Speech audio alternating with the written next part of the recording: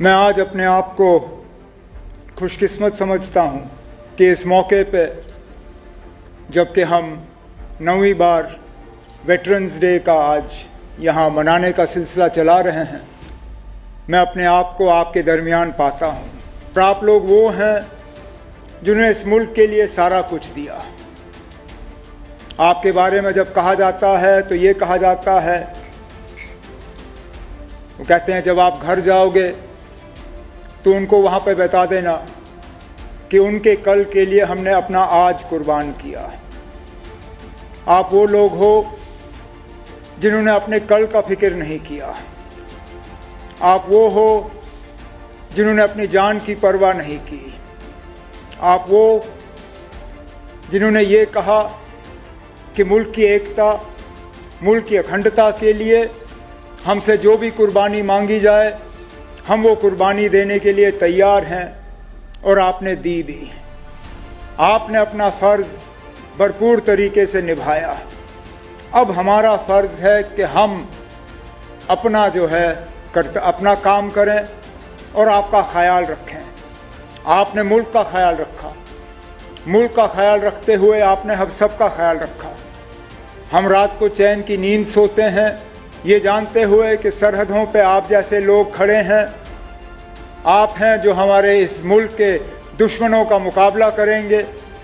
आप हैं जो हमारी सुरक्षा का पूरी तरह से बंदोबस्त करेंगे। आप हैं जो ये तय करते हैं कि हम अपनी रोज़मर्रा की ज़िंदगी जो है आराम से बिता पाएँ। भारत के अलग अलग क्षेत्र से लोग इस स्थान पर आते हैं, यहाँ की प्रकृति का वह आनंद उठाते हैं। लेकिन एक बात यह ध्यान देने वाली है कि जो भी व्यक्ति इस स्थान पर आता है वह इसका अनुभव कर पाता है कि यहाँ पर रहना कहीं ज़्यादा चुनौती भरा काम है। लोग तो कुछ दिनों के लिए आते हैं, घूमकर चले जाते हैं, लेकिन आप सब ऐसी जलवायु में भी, ऐसे माहौल में भी तमाम चुनौतियों के बावजूद एकदम मजबूत मुस्तैद होकर हमारी सीमाओं की सुरक्षा करते हैं। मैं समझता हूँ ये अपने आप में बहुत बड़ी बात है।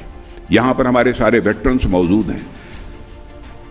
बहुत बड़ी संख्या में हमारे सेना के जवान भारत की सीमाओं की रक्षा करने के लिए और आतंकवाद को शिकस्त देने के लिए अपना बलिदान भी देते हैं। मैं कभी यदि विचार करता हूं कि क्या कारण है, कौन सी वह भावना है कि हमारे सेना के जवानों को देश की सीमाओं की सुरक्षा के लिए अथवा इस आतंकवाद से मुक्ति दिलाने के लिए अपना सर्वस्व न्यौछावर करने की प्रेरणा देती है, तो स्वाभाविक रूप से मैं इस नतीजे पर पहुंचता हूं, मान, सम्मान, स्वाभिमान हर मनुष्य के हृदय की यह बलवती भावना होती है। देश के मान, सम्मान और स्वाभिमान की भावना, जिसके लिए उन्होंने अपना सर्वस्व न्यौछावर किया। आज का दिन संपूर्ण राष्ट्र को स्मरण दिलाता है कि अगर हम आत्मगौरव के साथ मस्तक ऊंचा करके दुनिया की तीसरी बड़ी आर्थिक ताकत बनने जा रहे हैं, तो उसके पीछे हमारे वेटरन का तप भी शामिल है, उनका परिश्रम और बलिदान भी शामिल है।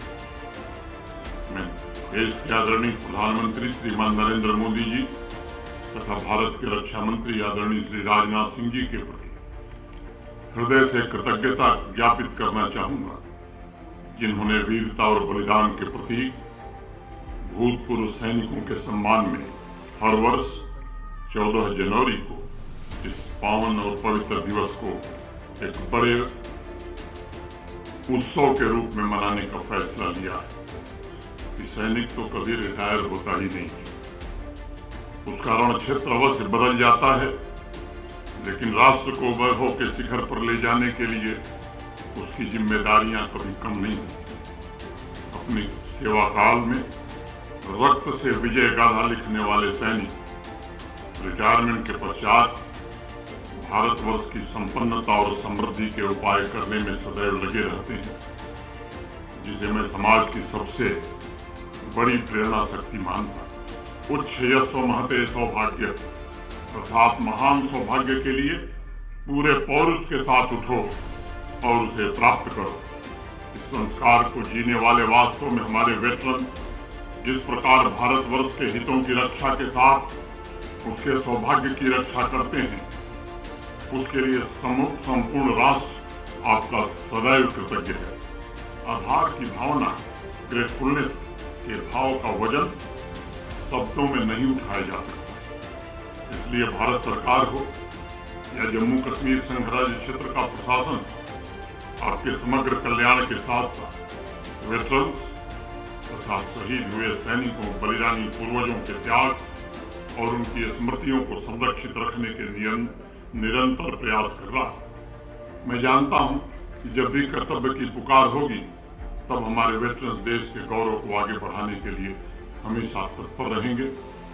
हमारे ऋषियों ने प्रार्थना की कृतम में दक्षिणे हस्ते जयो में सभ्य आहति, अर्थात मेरे दाएं हाथ में पुरुषार्थ और बाएं हाथ में विजय हो।